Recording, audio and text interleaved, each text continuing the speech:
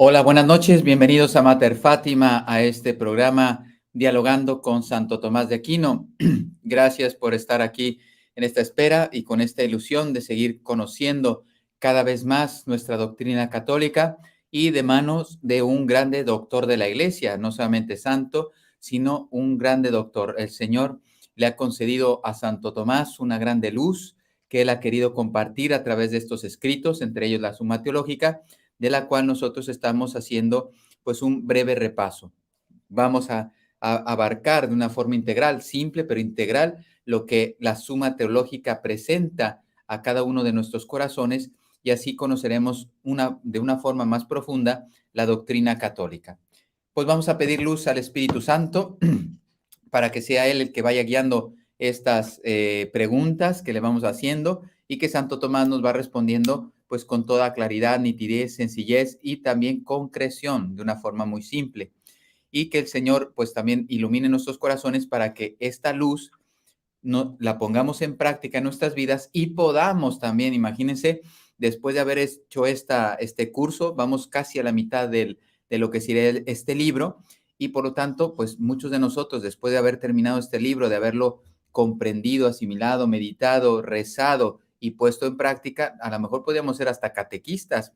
Lo digo para los que nos están escuchando, pues después de esta formación, podrías decir, oye, conozco mi fe, quizá no de una forma profunda, pero ya ahora sí conozco los aspectos más importantes de mi fe y por qué no compartirla, por ejemplo, con niños.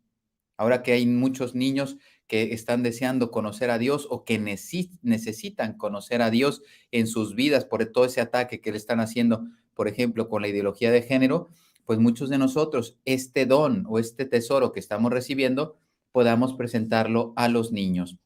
Bien, pues vamos a pedir luz al Espíritu Santo, perdón, que por la temperatura que hace por aquí, el frío. En el nombre del Padre, y del Hijo, y del Espíritu Santo. Amén. Ven Espíritu Santo, llena los corazones de tus fieles, y enciende en ellos el fuego de tu amor. Envía tu Espíritu Creador, y renovarás la faz de la tierra. Oremos, oh Dios, que has iluminado los corazones de tus hijos con la luz del Espíritu Santo.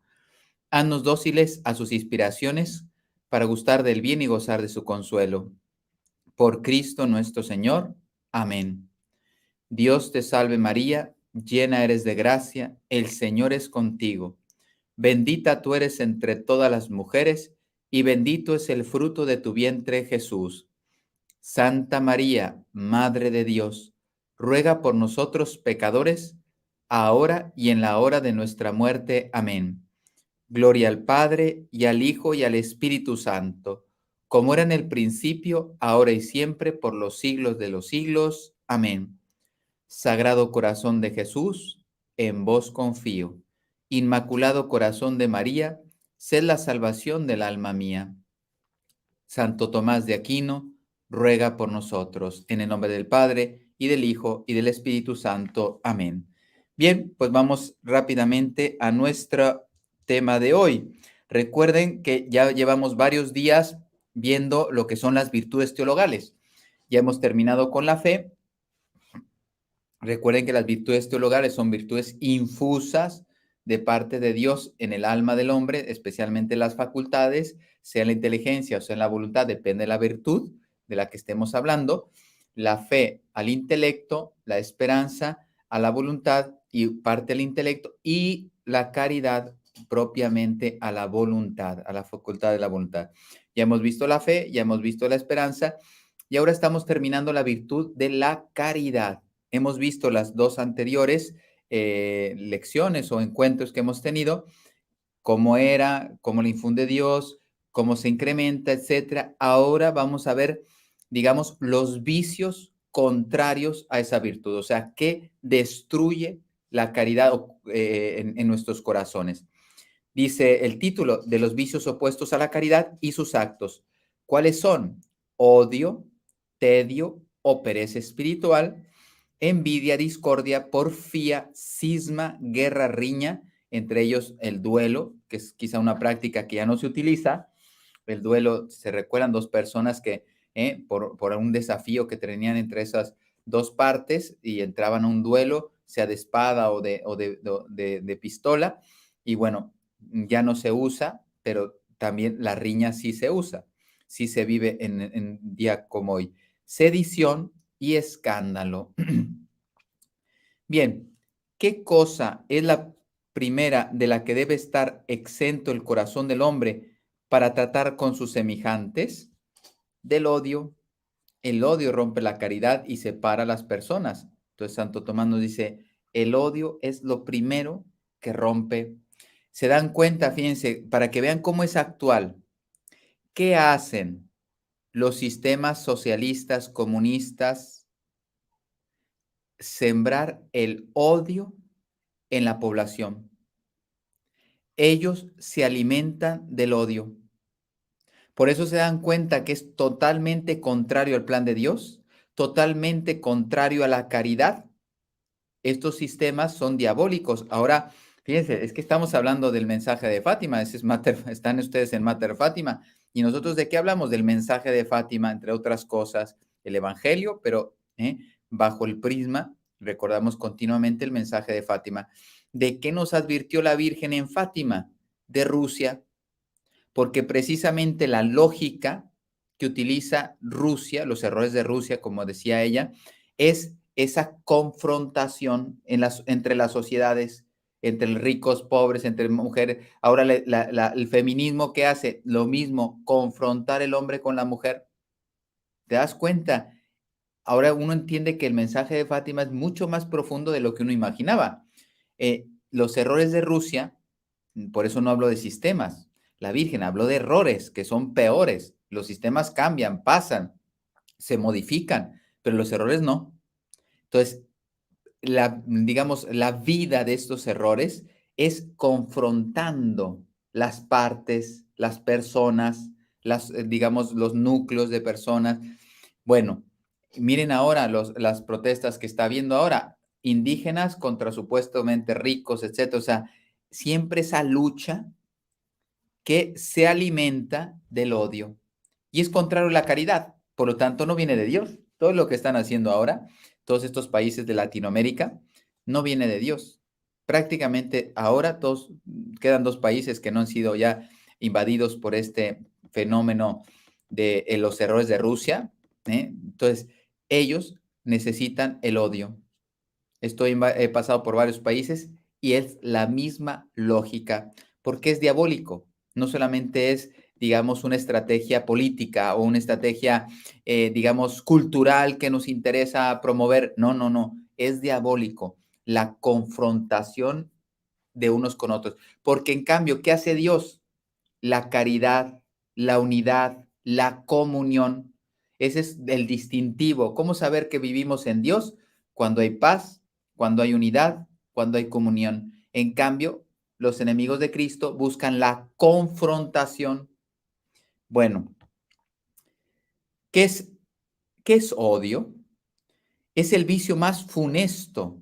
Fíjate, entonces, lo que está viviendo América Latina es la presencia del mismísimo Satanás en personas que les gobiernan. Porque desde Canadá hasta abajo, les digo, desde lo poco que conozco, creo que se salvan dos países. El resto del continente prácticamente ya ha sido invadido por para que vean que estamos hablando de un libro, la Suma Teológica tiene 800 años y es más actual de lo que uno imagina. Diametralmente opuesto al acto principal de la caridad, el amor de Dios y amor al prójimo. Porque el que odia al prójimo dice, no, puede amar a Dios, pero va a odiar al prójimo. No es posible. Si odias al prójimo, no puedes amar a Dios, no lo vas a amar. Y si amas a Dios, no se te ocurre odiar al prójimo. Entonces, o lo tomas completo o no lo tomas. No hay engaño aquí. No, no, no, sí, yo soy muy creyente. Por eso todos estos políticos que van a misa, después abortan y después, no sé, persiguen a la gente y buscan, no sé, estos que hablan, no sé, voy a poner una persona que ya murió, Hugo Chávez. Ese era anticristiano, anti todo, y él ponía su crucifijo delante para engañar a la gente, para engañar a la gente. No era porque era creyente, pero él sabía que era una estrategia para engañar al pueblo. Oye, como el pueblo de Venezuela es católico, pues mira, pongo mi crucifijo y la gente, pues que a lo mejor no se da cuenta, queda engañada. y piensa que, oye, pues es de los nuestros, es católico y lo que está diciendo seguramente es bueno. Recuerden que en América hay mucha ignorancia y se puede engañar relativamente fácil al pueblo y se le manipula. Entonces, no puedes decir que amas a Dios sin amar al prójimo. Y no puedes decir, si tú persigues al prójimo, le haces daño, no vas a encontrar el amor de Dios. ¿Es posible que alguna criatura tenga odio a Dios? Sí, Señor, las hay, las hay. No recuerdo, ay, ¿quién lo dijo? Se me ha ido ahora, pero es una frase muy buena. Ay, no sé si era un filósofo, creo que era un filósofo ateo, que cuando moría, ¿sabes qué dijo? Venciste, Galileo, venciste. Claro, durante su vida era un ateo, un perseguidor de la fe, etcétera, etcétera, y cuando moría se dio cuenta que él era nada, que tenía que pasar al otro mundo, y dónde estaba su ciencia, dónde estaba su conocimiento, su dinero, su persecución a la iglesia, a Dios, etcétera, se quedaba todo en nada. Él tenía que perecer porque era parte de su condición vital, y su existencia terminaba, y con ese odio a Dios lo tuvo que reconocer. Yo que te luché contra ti, que te negué, te perseguí a todos los que creían en ti, ahora tengo que reconocer que venciste, Galileo. Venciste, Galileo. ¿Cómo puede ser esto? Habida cuenta que Dios es bien infinito, se pregunta Santo Tomás. O sea, si eres pues, bondad infinita, bien infinito, ¿cómo puede haber alguien, decía San Felipe Neri, cómo puede, dice, ¿cómo puede haber un católico decir amar a Dios y después pecar, ¿no? Porque él era muy santo. Entonces, ¿cómo dices creer, conocer a Dios y amarlo? ¿Y cómo puedes hacerle daño, ¿no? Con tus ofensas. Dice, autor de todos los bienes naturales y sobrenaturales de las criaturas, o sea, todo lo natural y sobrenatural viene de Dios, todo. Dice, esta la depravación moral de algunos seres, algunos llegan a prostituir tanto su conciencia, su libertad, o sea, sus facultades, la inteligencia ya no busca la verdad y la voluntad ya no busca el bien.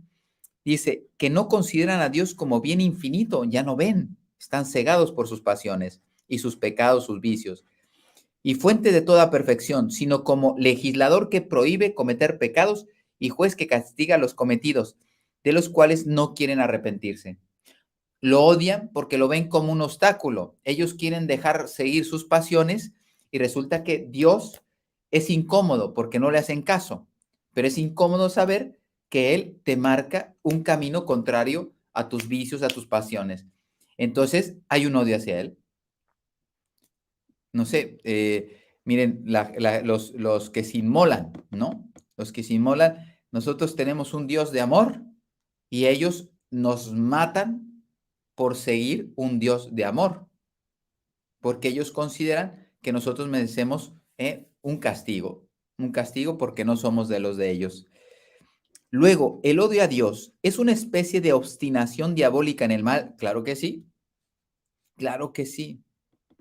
Si alguien reconociera que Dios es amable, o sea, digno de ser amado, no es que se comporta bien y me hace un favor, etcétera. No me refiero a ese tipo de amabilidad, o sea, sino que es amable, que podemos amarlo porque es un bien y en este caso supremo, supremo, no hay mayor bien que Dios. Dice, entonces, ¿es una obstinación diabólica? Sí. El que es cegado por Satanás tiene estas consecuencias. ¿Hay pecado mayor que este? No, Señor. Y fíjense, aquí no lo dice Santo Tomás, pero podemos introducir una interpretación del pecado contra el Espíritu Santo, es eso. O sea, yo reconozco el amor de Dios, pero como lo veo como obstáculo y yo quiero seguir mis pasiones, pues no me arrepiento. Y entonces desprecio la bondad de Dios, la misericordia de Dios que quiere salvarme y me obstino en el pecado. Por eso es gravísimo, porque estás negando la mayor virtud a la cual Dios nos pide, la cual nos pide que vivamos, es el distintivo de nuestra fe.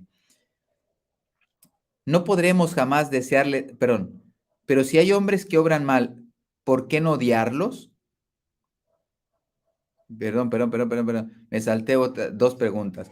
¿Puede ser lícito en alguna ocasión odiar al prójimo? No, señor. No, no se puede. Si tú dices amar a Jesús, no puedes odiar al prójimo. Fíjense, hay una señora, es que para que vean que son reales estos temas. Una señora ayer me llegó y me preguntó, ayer, no hace 80 días, ayer, padre, esta persona está haciendo mucho daño a mi familia y le he pedido al Señor que ya lo mate, que se lo lleve. Digo, no puede pedir eso. No puede, porque en el fondo hay un odio a esa persona. Y yo quiero que muera, que se quite. Fíjate lo que va a responder. No puedes odiar a nadie, no puedes desearle el mal a nadie, ¿sí? Entonces, lo que sí puedes es odiar o rechazar el pecado, pero a la persona jamás. La virtud de la caridad, inclusive, y esto lo dice el Evangelio, debemos amar hasta los propios enemigos. Amar a los enemigos. Entonces, es impresionante, o sea, no, yo no puedo odiar a la persona, no, y Cristo nos dejó ese testamento de que yo no puedo odiar a nadie. Lo que rechazo, detesto es el pecado, no la persona. Al pecador hay que acogerlo. Y eso es lo que a veces confundimos. Confundimos el pecado con el pecador, lo unimos. Y entonces yo quiero rechazar el pecado y de cuajo me arranco también al pecador. Si verdaderamente tenemos luz, sabemos distinguir como hizo Jesús. Por poner un caso, María Magdalena fue amada y perdonada, pero Cristo no le justificó su pecado. Vete y no peques más. No peques más. Yo ataco el pecado, pero tú, María Magdalena, ven que yo te perdono. Yo te absuelvo de tus pecados.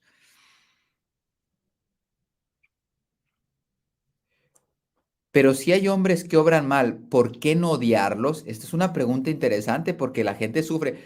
Padre, imagínate los que han sufrido. Yo estuve en España y hay personas que han sufrido de ETA ataques terroristas. Ahora, la violencia en estos países de América, que matan a un familiar, que violan a tu hija, etcétera. O sea, no son bromas. Y me pide que no odie después de lo que han hecho a mi esposa, a mi hija, a mi hijo, no sé, a mi tierra, etcétera. Y no voy a odiar. No, Santo Tomás te lo va a decir. No debemos odiar a los que obran mal, sino detestar su pecado en atención al amor que debemos tenerles. Amor debemos tenerles. Es muy fuerte lo que está diciendo Santo Tomás de Aquino, porque en la práctica es muy duro. En la teoría se entiende muy bien, no hay que odiar a ninguno porque todos son amados por Dios. Y Dios quiere que tú y yo nos dediquemos a rescatar a las personas malas. Y uno dice, sí, efectivamente, pero no me ha tocado mi familia. Imagínate que alguien ha secuestrado a tu papá y nunca volvió. ¿Qué vas a hacer? No odiarlo. Pero, padre, nunca, no sé si, lo digo porque estoy poniendo un caso real de México, o sea, no pocos, casos de personas que han desaparecido y no saben si están muertas, si están vivas, y ya llevan años buscándoles. No saben, ellos prefieren saber que están muertos, pero saberlo ya, a que dicen, algún día albergo la posibilidad. Un amigo se acaba de casar con una señora precisamente que secuestraron a su marido. Después de 10 años, 15 años, ya no sé cuánto lo ha esperado, ya no sabe si está casada o no. Imagínense el sufrimiento de esa esposa. O sea, ha secuestrado a mi marido, no sé si está muerto, pero en 10 años, no sé exactamente el tiempo, pero yo creo que de menos de 10, ¿no? 10 años le he estado esperando, no sé dónde está. Díganme que está muerto, pero ya para hacer el duelo y poder vivir la vida, porque esto es sin vivir, es muy duro lo que ven estas personas. Entonces, a pesar de eso, no puedo odiar a la persona. Estoy poniendo casos reales, ¿eh? Durísimos, que claro, en teoría dices, pues sí, no tiene que perdonar a esta persona, pero si tú vivieras esta situación, ya es más difícil, el perdonarle así tan fácil. ¿No podremos jamás desearles algún mal? No, señor. No, señor.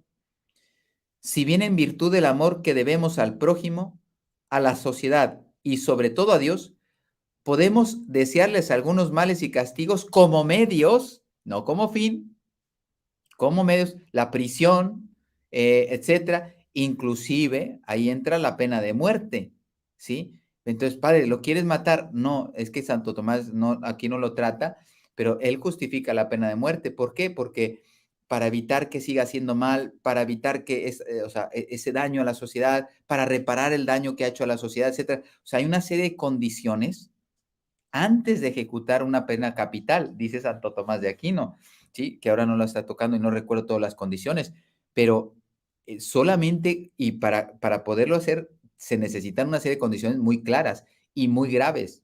No se le puede privar la vida a cualquiera. Santo Tomás, recuerden que Santo Tomás es muy claro en todo, en todo. Entonces, yo puedo desearle un mal como medio. Yo quiero que vaya a la cárcel y lo meto a la cárcel los próximos 30 años, después de haber sido un terrorista o un guerrillero. Claro, es lo que merece por todo, porque tiene que pagar, porque tiene que reformar, porque tenemos que evitar que esta persona siga haciendo daño fuera.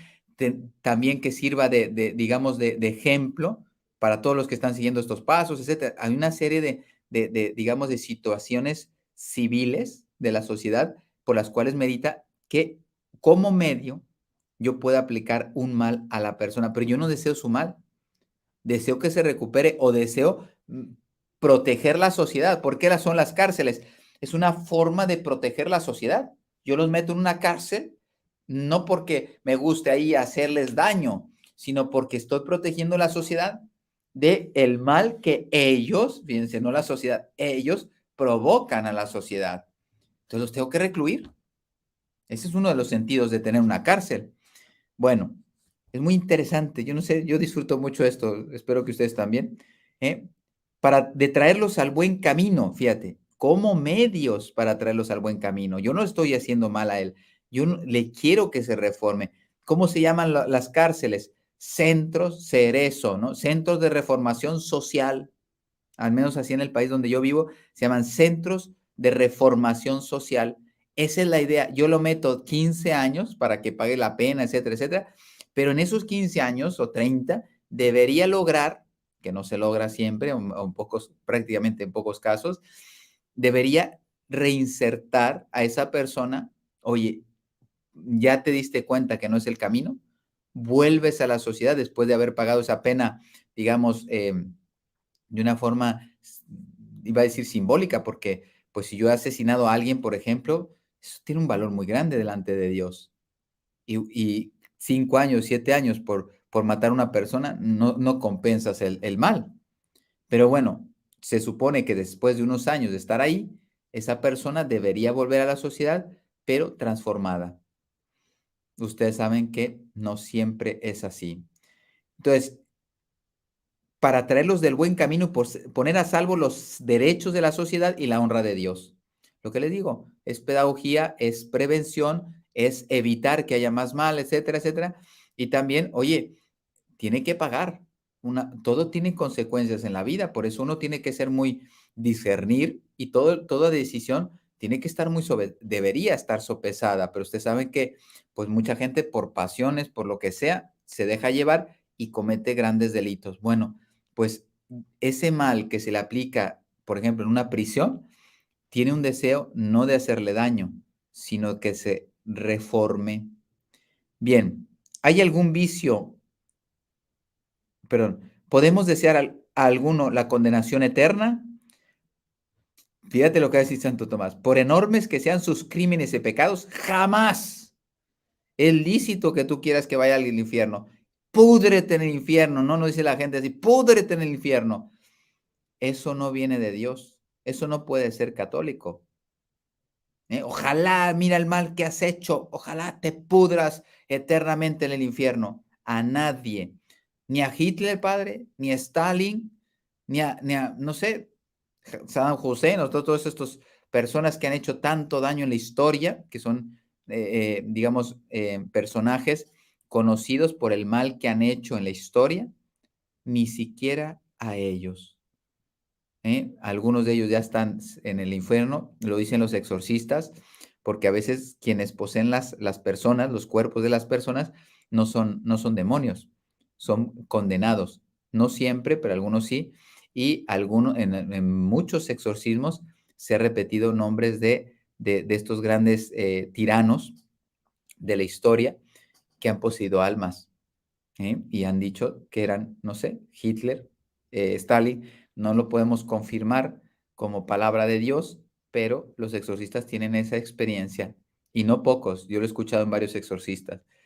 Bien, entonces, jamás será lícito que tú desees la condenación eterna, pues tal acto es directamente opuesto a la caridad que nos ordena, no nos propone, ordena desear a todos, excepto a los demonios y a los réprobos, o sea, los que ya están condenados, que están ya en el infierno, la bienaventuranza celestial. O sea, mientras estén vivos, sino qué sentido tiene el evangelio. Mientras estén vivos, inclusive los peores pecadores, debemos buscar su salvación.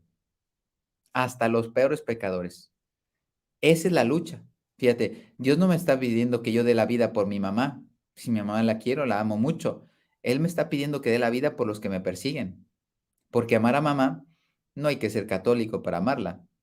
Quien es agradecido reconoce el amor a o sea, o corresponde con amor a los padres. Eso no hay que ser católico. Pero en cambio, amar al que te persigue, y perdonar al que te hace daño, te calumnia, etcétera, ese sí requiere una gracia que viene de Dios. Dice, ¿hay algún vicio particularmente opuesto al segundo acto de caridad llamado gozo o alegría? Sí, Señor. El vicio de la tristeza. Mira nomás, cuánta gente triste en el mundo, cuánta gente, la depresión no es lo mismo que tristeza, pero cuánta gente está triste, deprimida, etcétera, le falta ese amor. Si tuviéramos más amor entre nosotros, si pudiéramos compartir ese amor manifestado en obras, por eso Cristo nos pide que no solamente amemos en pensamiento o palabra, sino también en obras, muchas de esas personas no estarían ni tristes ni deprimidas. Le voy a poner un ejemplo, ya es antiguo, pero me llamó mucho la atención. Fíjense, en España, cuando estábamos viendo por allá, me llamó la atención la noticia. Muere un vecino de edificio, fíjate, edificio, y lo descubren 7 años después de fallecido en su departamento, estaba solo, y lo descubren 7 años después porque algo dejó de pagar y después de 7 años fueron a cobrarle, allanaron su casa porque no pagaba, no aparecía, parecía que había escapado. Bueno, pues vamos a ver qué bienes tiene en su casa. Entran a su casa y estaba ahí el cadáver ya después de 7 años. Nadie en el edificio se dio cuenta. Quiere decir que ni hablaban con él, lo ignoraban. O sea, imagínense, hasta recién muerto, el cuerpo haber expedido un olor penetrante, después ya no. Pero mientras se podría el cuerpo, te puedes imaginar el olor de un cuerpo difunto, cadáver, es fuertísimo. Si los animales nos golpean, imagínate ahora el cuerpo humano. Nadie se dio cuenta. ¿Te puedes imaginar la soledad de esa persona? O sea, y qué duro, ¿eh? Solo se acordó de él el que le fue a cobrar. ¿Te das cuenta? Esta sociedad es horrible. Solo se acordó de esa persona el que le iba a cobrar un dinero, pues se encontró con un cadáver. Soledad absoluta. Qué falta de caridad. No sé, a lo mejor habrá muerto en tristeza, en soledad y, bueno, Señor, lo único que me queda hacer es tú. Nada más. Porque los hombres, ninguno se ha ocupado de mí, ni familia, ni nada. Nadie lo echó de menos. En 7 años, 7, 8 años. Solo el cobrador. Cuando se manifiesta la tristeza en forma de hastío de las cosas y bienes sobrenaturales que son objetos de la caridad. O sea, hastío, tristeza, no quiero saber ni de Dios, ni de las cosas, ni de las personas, ni de nada. ¿Cómo es posible el hastío? Porque tienen los hombres tan depravado el gusto espiritual que no hayan placer en Dios, y así consideran lo que a él se refiere como cosa odiosa, sombría y melancólica. O sea, lo que son cosas de Dios, los consideran problemas. Imagínate. O sea, nosotros podemos tener poca fe, pero al menos a mí me hace ilusión estar con Dios. Me puede costar rezar, etcétera, pero yo sé, al menos en mi poca experiencia de amor, sé quién es Dios. A mí me ha hecho muchos favores Dios. O sea, digamos, me ha hecho experimentar su gracia, su misericordia, su amor. Y entonces, pues, aunque sea mi conocimiento inmaduro, todavía superficial, que seguramente tiene que crecer y madurar más, pero sé quién es Dios y no me provoca hastío. Puedo estar cansado, pero Dios no me provoca hastío. El que está cansado soy yo, o no me apetece rezar, pero no es Dios el que me provoca hastío. Es la diferencia, ¿eh? Por eso estos son vicios contrarios a la caridad. Yo, ay, pues me dormí en la oración. Pues eso es perezoso. Muévete y ponte a rezar bien. Pero no es que estés odiando a Dios o que tengas hastío de estar con Él. Dice, es siempre pecado mortal cuando rebasa el apetito sensitivo, porque este es un sentimiento, ese no es pecado. Dice, y llega a invadir la razón, sí, Señor. O sea, no quiero saber nada de Dios. Ahí sí es pecado mortal. En cambio, un tedio, un hastío, etcétera, de las cosas de Dios, sí, todavía están en la voluntad, como sentimiento, perdón, no en la voluntad, como sentimiento, y entonces ahí no es pecado. Ahí está el inicio de una tentación que se puede convertir en pecado mortal. ¿Por qué en este caso es pecado mortal?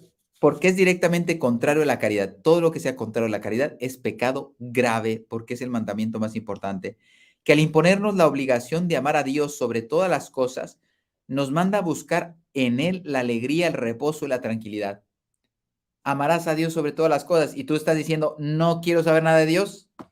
Claro, está rompiendo el primer mandamiento, que ya les he dicho, por cierto, esto es un consejo muy bueno, no es mío, pero cuando me lo dieron me ayudó.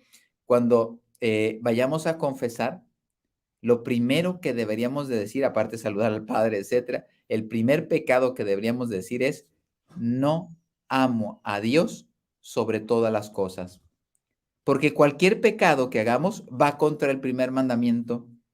Cuando yo opto por el mal, quiere decir que Dios no es el primero en mi vida y por lo tanto estoy fallando al amor de Dios, al cual yo debo amarlo con todo mi corazón, con toda mi mente, con todo mi ser. ¿Eh? Pues por eso es gravísimo. ¿Es la tristeza de que venimos hablando pecado capital? Sí, Señor. En este sentido, sí. Oye, que estés triste porque murió tu perrito, etcétera, o no sé, te robaron tu coche, no se refiere a eso, sino la tristeza que provoca las cosas de Dios en mi vida.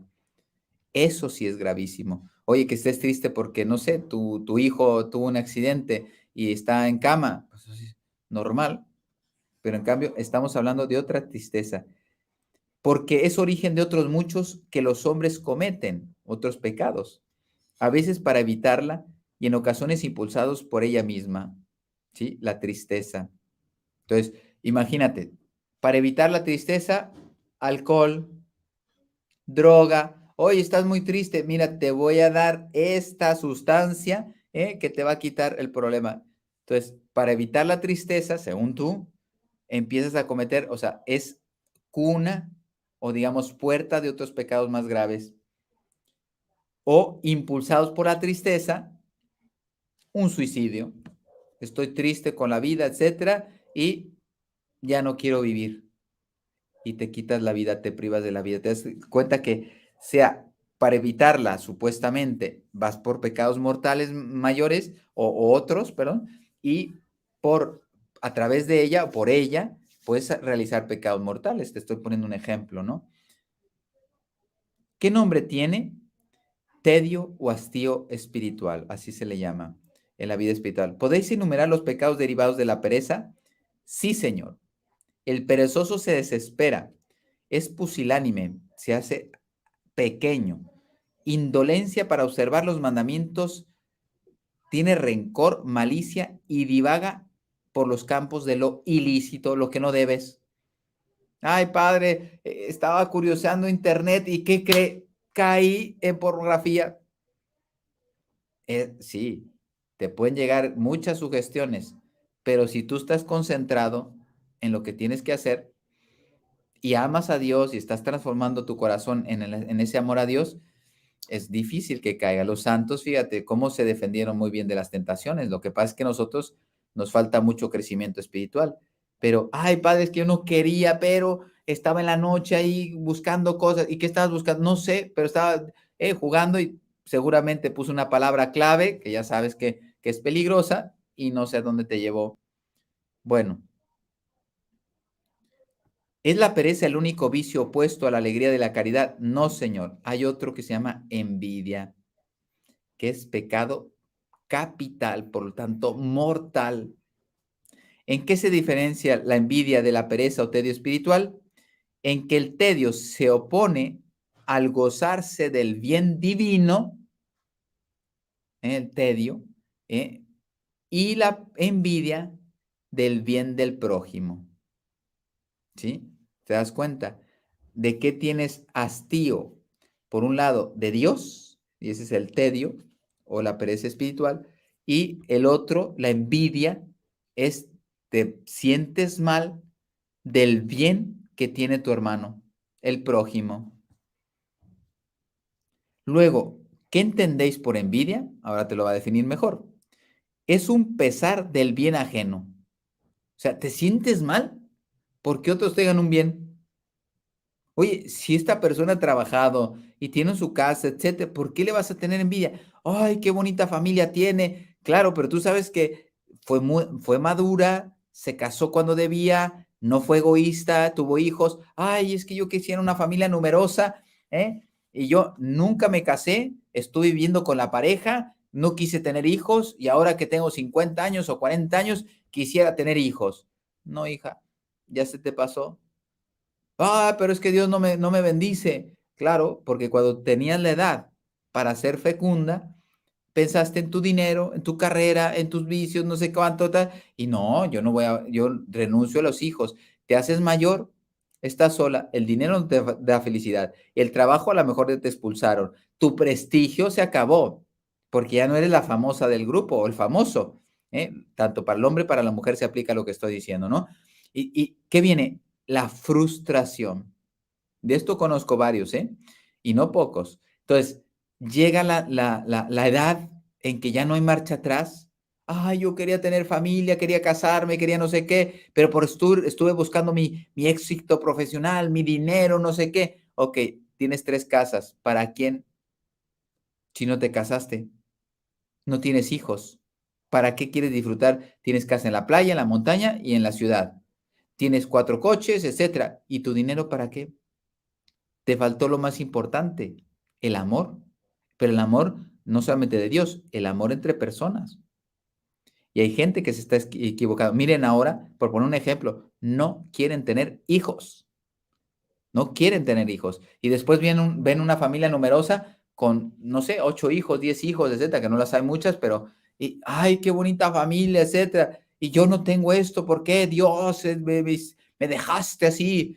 Y dice el Señor, pero si tú escogiste esa vida, yo te di la misma vida, la misma libertad, etcétera, como las otras personas, pero estas comenzaron, digamos, a realizar mi voluntad y el proyecto de vida como Dios manda, y en cambio ustedes hicieron lo que querías, te pasó el tiempo y ahora es difícil en lo humano dar marcha atrás, porque, por ejemplo, ya no puedes tener familia.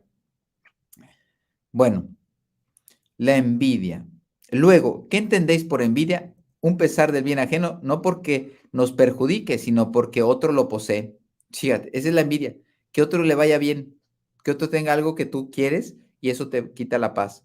¿Es un pecado la vida? Sí, envidia, perdón. Sí, Señor, porque el bien del prójimo produce al envidioso disgusto y desazón cuando debería causarle alegría. Si alguien tiene algo bueno, válido, familia, casa, trabajo, porque se ha esforzado, imagínate, yo he estudiado, o sea, mi amigo ha estudiado toda su vida y es un buen médico. Yo fui, en cambio, un estudiante de medicina mediocre. Él es el director del hospital y a mí, bueno, en una ambulancia, apenas si me han dado trabajo, etcétera. Yo quería ser director de no sé dónde. ¿Qué has estudiado tú? ¿Cuál es tu esfuerzo? En cambio, tu amigo sacrificó, no sé, descansos, hobbies, fiestas, etcétera, por estarse preparando. Llegó el momento de demostrarlo y en cambio tú. Nada. Y entonces tienes envidia porque le va bien al otro. Porque no creo que vayas a tener envidia de que un narcotraficante tenga 10 casas, 30 coches, etcétera. Eso hay que tenerle lástima y pedir perdón, pedirle conversión a Dios para esa persona. Pero estoy hablando de las personas de bien, que se merecen las cosas porque han trabajado, porque se han esforzado, y a ti te da envidia, te da tristeza de que otro destaque porque se lo merece, porque ha hecho méritos, porque ha trabajado, porque no para entregarse a Dios, y Dios lo bendice, y eso ya no nos gusta, nos provoca envidia. Dice, ¿es siempre pecado mortal? Sí, Señor, por ser esencialmente contrario a la caridad. Solo puede ser venial cuando se limita a los primeros movimientos indeliberados de la sensibilidad. Cuando apenas empiezo a sentir esa envidia, ahí no es pecado mortal, ahí es pecado venial. Tengo que cortar, porque si yo lo sigo alimentando, esa tristeza porque otro tiene un bien, entonces ahí sí voy a caer en un pecado mortal. Pierdo la caridad, pierdo la gracia. ¿Qué pecados se debían de la envidia? La murmuración, porque claro, tienes que desquitarte. La maledicencia o difamación. La alegría en la adversidad del prójimo. La tristeza en su prosperidad y el odio. El odio. ¿Hay vicios opuestos a la caridad por serlo también a la paz? Sí, Señor. ¿Cuáles son estos vicios opuestos a la caridad que van en contra de la paz? La discordia, que reside en el corazón, la porfía, que reside en las palabras y en los ademanes. Puedo hacer señas muy ofensivas con los ademanes. Dice, el cisma, la riña, la sedición y la guerra. Todos son vicios contra la caridad. Entonces, en este caso, son contra la caridad y la paz. ¿Sí? ¿Cuáles son? Ya lo dijo. ¿En qué consiste la discordia que reside en el corazón del hombre? Es la actitud del que deliberadamente consciente de su error se opone al parecer y dictamen de los demás en cosas que atañen al honor a Dios. Se empieza a discutir con las cosas de Dios o del bien del prójimo en mantener dicha actitud, aunque sea de buena fe, en materia indispensable para la salvación. El que obstaculiza la salvación con sus discusiones, con sus argumentos, etcétera, que son contrarios a Dios, al prójimo y a la salvación de las personas, pone discordia. Y en cualquier circunstancia sostenerla con obstinación y pertinacia, o sea, y encima, oye, a lo mejor me equivoqué, reconozco, oye, sí, me equivoqué, esto no debe ser así, y en cambio, algunos se obstinan y son pertinaces en el error, en el pecado. ¿En qué consiste la porfía? En contender de palabra. Esas discusiones. ¿Es pecado la porfía o contención? Lo es cuando se porfía por el placer de contradecir. Hay gente que le gusta llevar la contraria, porque le gusta tener la razón. Y a lo mejor ni siquiera la tiene, pero hay que contradecir. ¿Eh? Lo es con mayor razón cuando se perjudica al prójimo o a los fueros de la verdad. O sea, cuando tú haces esto en contra de tu hermano o cuando estás faltando a la verdad, sabes que estás mintiendo y tú mantienes digamos, tu porfía en esa discusión. Y lo es finalmente cuando, aunque se defienda la verdad, se hace con tonos destemplados y palabras mortificantes. O sea, imagínate que tú tienes razón, pero no sabes dialogar con la persona y le haces daño, también es porfía, ¿sí? O contención. ¿Qué es un cisma? Esto es muy interesante porque ustedes lo saben, no lo digo yo, ya acaban de firmar una carta a 70 obispos del mundo.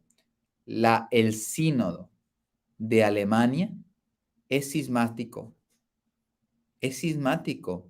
Hay un daño ahí gravísimo a la Iglesia Católica por esos obispos alemanes, no son todos, pero un número muy grande, mayoritario seguro, de obispos en Alemania que están en un, digamos, en un cisma, están proponiendo como, digamos, como fruto de un sínodo, unas conclusiones cismáticas.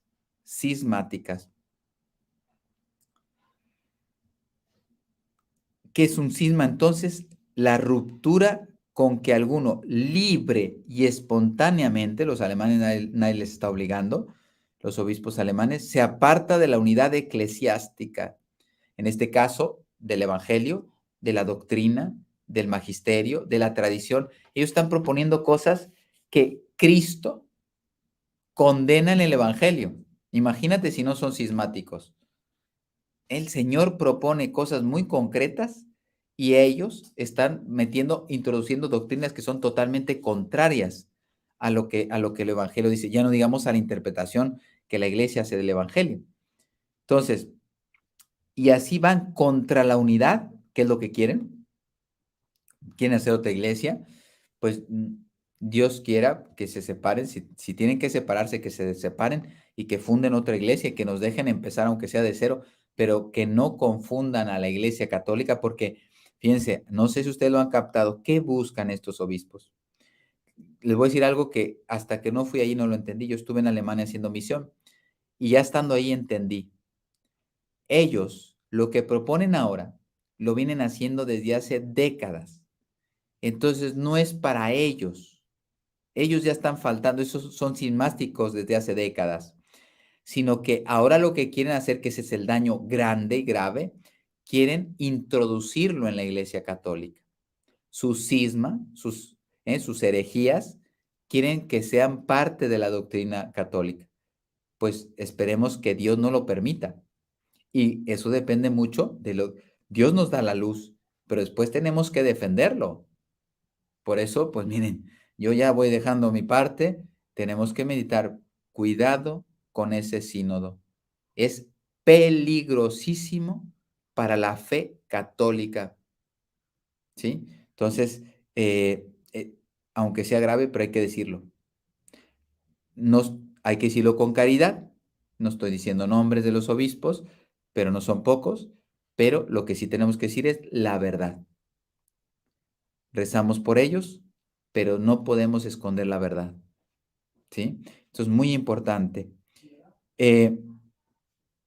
También cuando se rehúsa someterse a la autoridad del soberano pontífice o a convivir con los demás fieles como miembros de una misma iglesia. No, yo con ellos no me llevo, o etcétera. No, no, si somos una unidad, les digo que uno de los frutos de saber que Dios está en nosotros es cuando hay unidad y comunión entre nosotros. Si no hay unidad y comunión entre nosotros, el Espíritu Santo no está ahí. ¿Por qué numeráis la guerra entre los pecados opuestos a la caridad? Dice, porque la guerra injusta, porque las hay justas, cuando tú defiendes un valor, etcétera, Santo Tomás también lo desarrolla, la guerra justa. Por eso él es muy preciso en los términos. No habla de la guerra en general. Guerra injusta. Es una falta de caridad el que provoque una guerra injusta. En cambio, el que se defiende, lo puede ser, es una guerra, puede ser, si la agresión es injusta, su defensa es una guerra justa que Dios no solamente permite, sino puede bendecir. ¿Por qué? Porque está siendo invadido, atacado injustamente. Entonces tú tienes la posibilidad de defensa proporcionada, etcétera, etcétera, pero tienes la posibilidad de defensa y eso puede ser una guerra justa, porque Dios así lo permite. Es uno de los mayores crímenes que pueden cometer contra el prójimo, porque es matarlo. Es lícito en alguna ocasión hacer la guerra con causa suficiente y sin cometer injusticias durante su desarrollo. Sí, señor. Puede haber guerra justa. No porque haya justicia en ese combate, que se debe respetar ciertas condiciones, o sea, digamos, la respuesta debe ser proporcionada, etcétera, etcétera. Respetar siempre la dignidad y siempre buscar el diálogo. Si a lo mejor estoy en una contienda y no voy a dejar de dialogar. Puedo estar en la contienda, pero estoy buscando pasos para hacer un diálogo en paz. Bien. ¿Qué entendéis por causa suficiente que asegura que una guerra es justa? La dura necesidad de hacer respetar por medio de las armas los derechos esenciales y las buenas relaciones entre los hombres. Oye, nos están matando, nos están quitando el terreno, nos están robando, etcétera. Yo puedo defender mi patria, puedo defender los límites de mi territorio, porque el otro se quiere quedar con mis recursos naturales, por ejemplo, y yo puedo defender eso porque Dios me los ha dado a mí, a mi patria, para que en base a ellos yo pueda sobrevivir y pueda comer, pueda trabajar, pueda crecer como persona.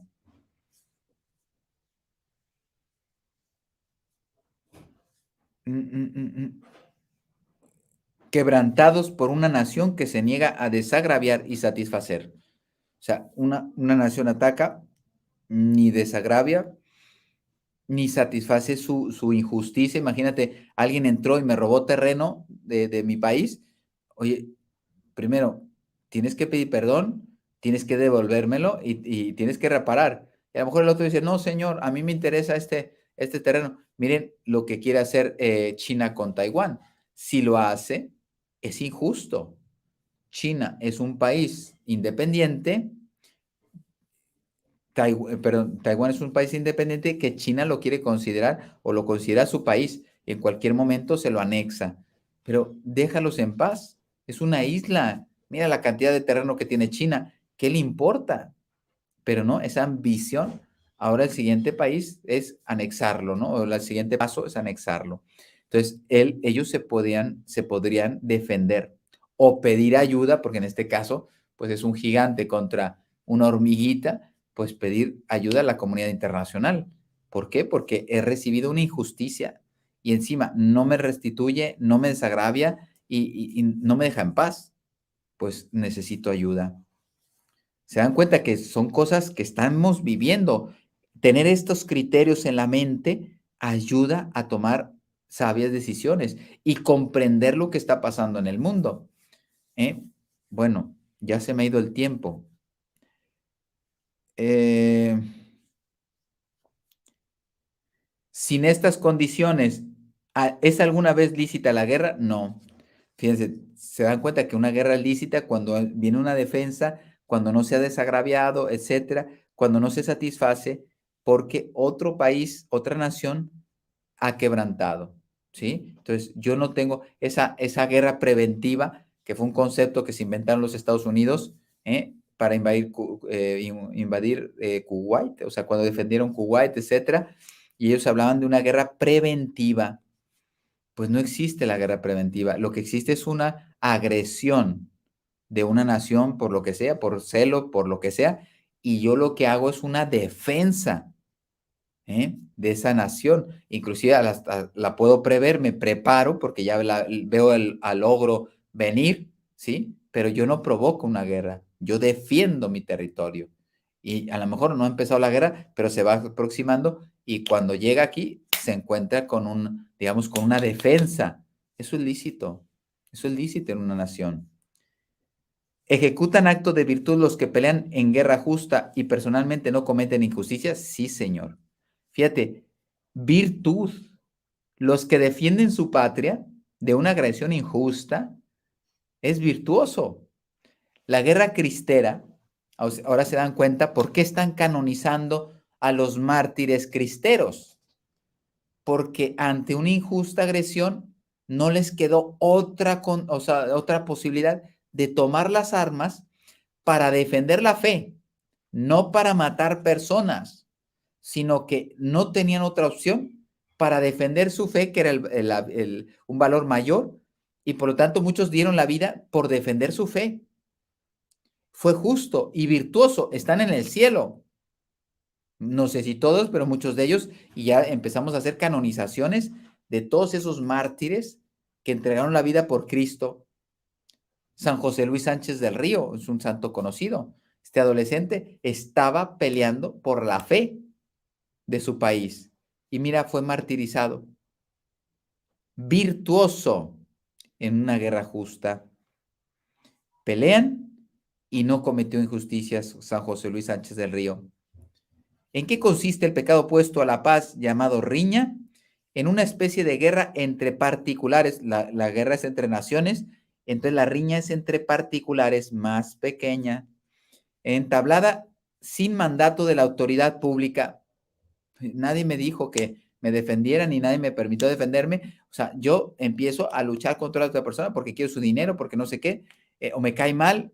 Yo vengo de una tierra, no sé si ha cambiado mucho porque no me he fijado en esto, pero los jóvenes, al menos en mi generación, se peleaban, reñían por cualquier cosa, por una tontería, porque me viste, porque me pegaste en el hombro cuando pasaste, cuando no sé qué, porque yo soy más macho que tú, porque no sé cuánto, porque la chica que tú tienes de novia me gusta a mí, te la quiero arrebatar, etcétera. O sea, una serie de burradas y terminaban en riñas, en golpes, y agresiones muy fuertes, porque cuando uno está bebido, mi generación no fue de mucha droga, pero ya empezaban, pero sobre todo de alcohol sí. Y entonces, por estar alcoholizados, bueno, imagínate cómo terminaban.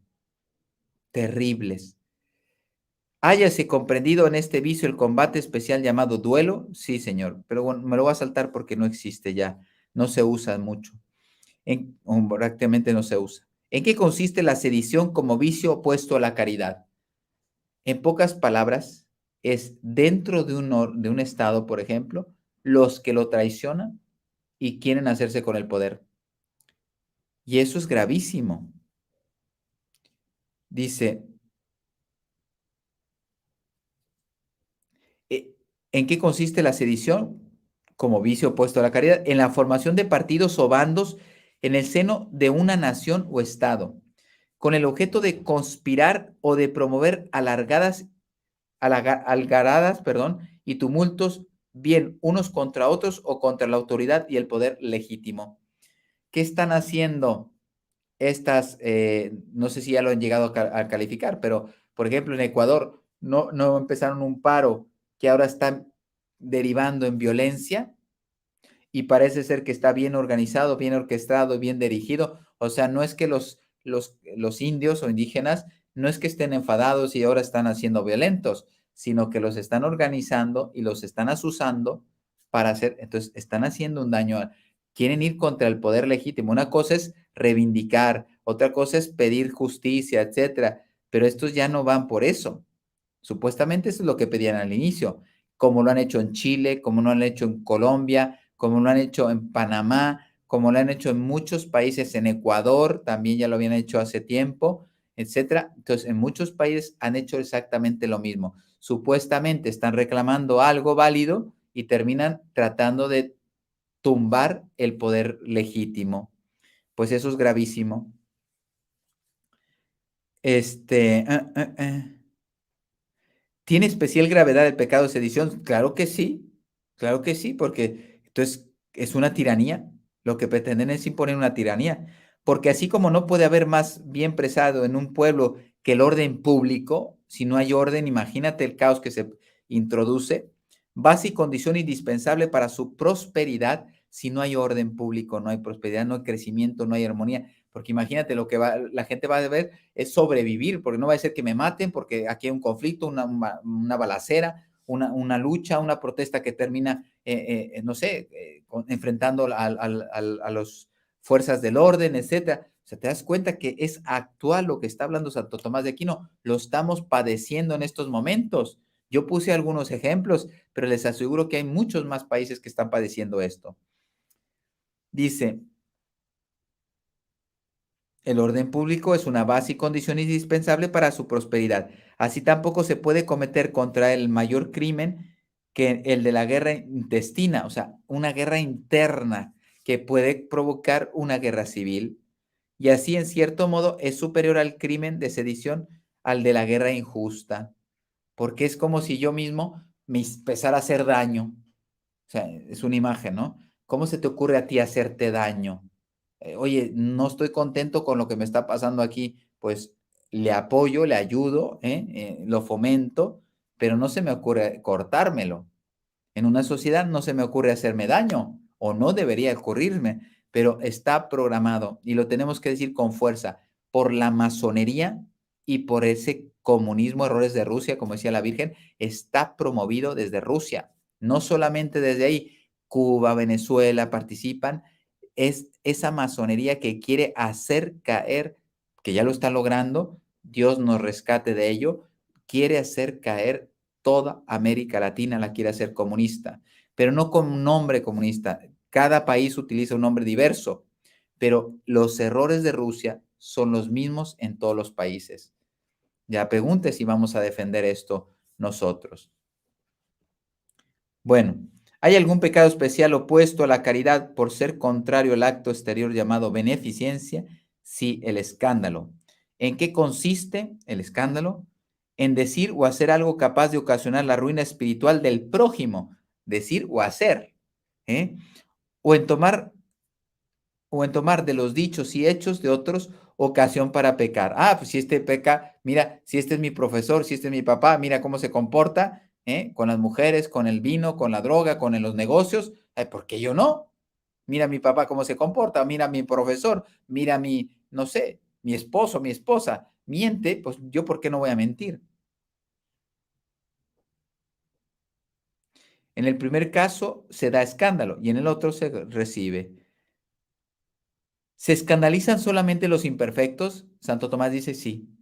Los que son maduros en la fe, aunque ven cosas gravísimas, no se escandalizan, porque lógicamente no van a encontrar pretextos para ofender a Dios. Ah, no, porque mira, así se comportan todos en México, todos son narcotraficantes, no sé qué, no, o mira, no sé cómo se comportan en Chile, etc. Como son todos así, ¿por qué yo no me voy a comportar así?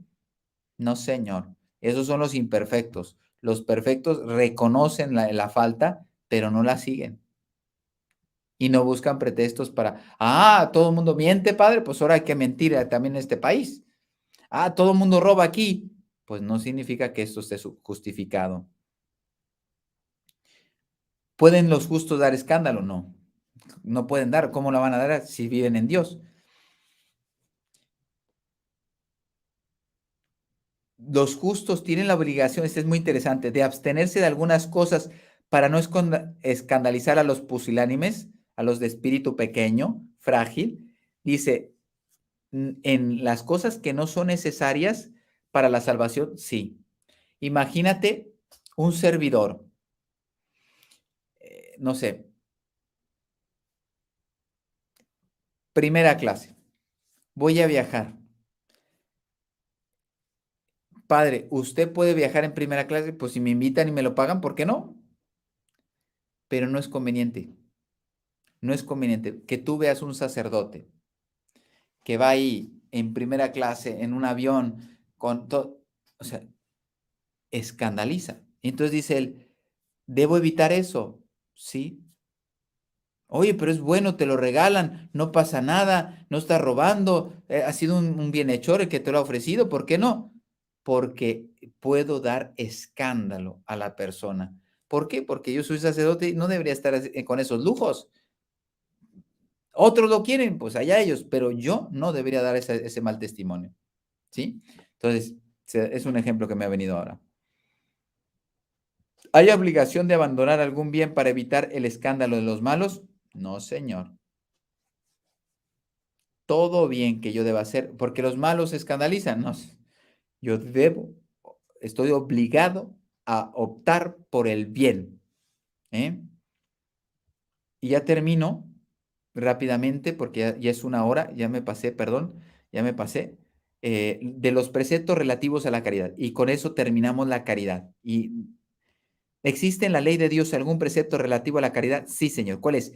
El siguiente: amarás al Señor Dios con todo tu corazón, con todo tu ser, con toda tu alma y con todas tus fuerzas. Palabra de Dios. Palabra de Dios. Bueno, ¿qué significa esto? Que todas nuestras intenciones terminen en Dios, no en las cosas, no en mis intereses, no en las personas, etcétera. Ahí es cuando viene el desorden.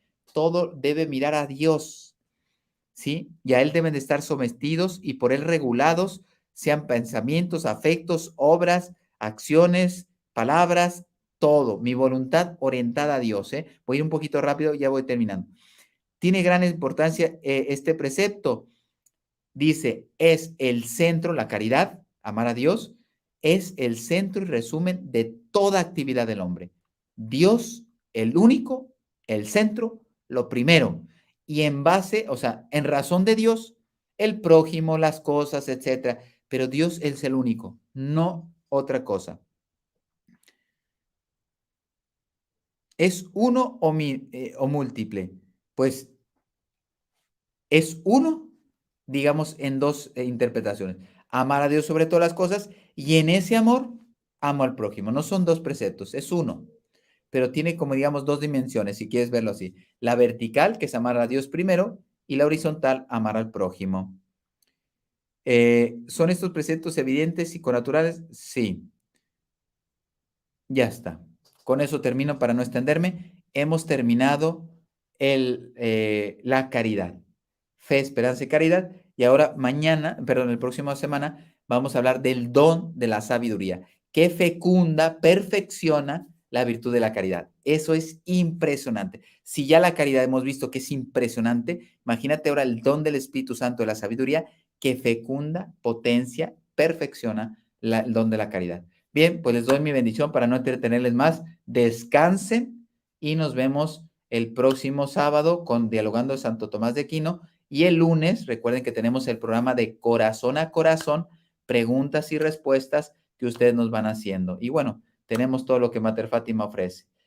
Verifiquen si están los grupos, porque estamos poniendo unos grupos para los cursos. No sé si los han puesto esta vez, pero ya si no, para el próximo sábado, cursos para seguir formándonos en la academia Cor Immaculatum Mariae, Corazón Inmaculado de María. Hoy es su día, como no agradecer a la Virgen que tenemos esa academia con su nombre. El Señor esté con ustedes y con tu espíritu. La bendición de Dios Todopoderoso, Padre, Hijo y Espíritu Santo, descienda sobre ustedes y permanezca para siempre. Amén. Que descansen, santa noche. Hasta mañana.